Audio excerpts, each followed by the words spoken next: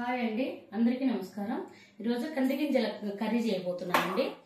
ఇవి గిద్దల నుంచి తెచ్చుకున్నానండి. కంది గింజలు ఒలిచి ఇట్లా పెట్టుకున్నానండి. ఒక అర కేజీ ఉంటాయండి కంది గింజలు. దానికి కావాల్సిన మసాలా అండి: ధనియాలు, కొబ్బరి, చిన్నులపాయ, అల్లం, చెక్క, లవంగ, యాలుక్కాయ అండి. దీనికి మసాలా అండి. ఇది ఒక 2 టమాటాలు కట్ చేసి సన్నగా తీసుకున్నానండి. ఉల్లిపాయ 2 ఉల్లిపాయలండి. పసుపు, కారం, ఉప్పు అండి.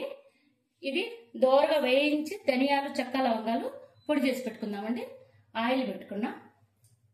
చేసే ప్రాసెస్ అండి: ఆయిల్లో ఉల్లిపాయలు,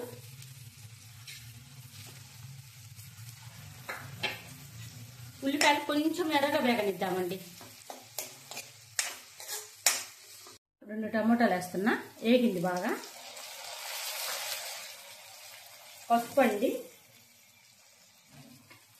కారము రుచికి తగ్గట్టు అండి,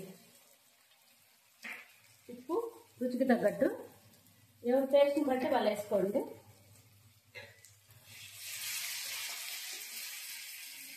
గింజలండి, ఇవి కంది గింజలు, పచ్చి కంది గింజలండి.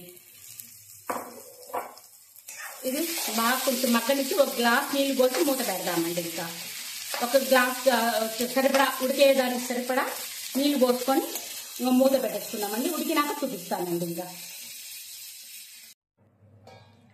ఇదిగోండి, కూర అంతా ఉడికిపోయింది. ఇవి గింజలు పచ్చి గింజలు కదండి, ఉడకాలి కదా.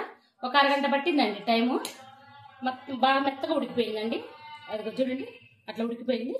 నేను చూపించిన మసాలా పొడి అంతా పొడి చేసి పెట్టుకున్నానండి. అది వేస్తున్నా. ఇంకా బౌల్కు తీసుకుందామండి. కలుపుకొని ఆఫ్ చేసి స్టవ్ ఆఫ్ చేసుకొని బౌల్కు తీసుకొని చూపిస్తానండి మీకు. కంది గింజల కూర రెడీ అయిపోయిందండి.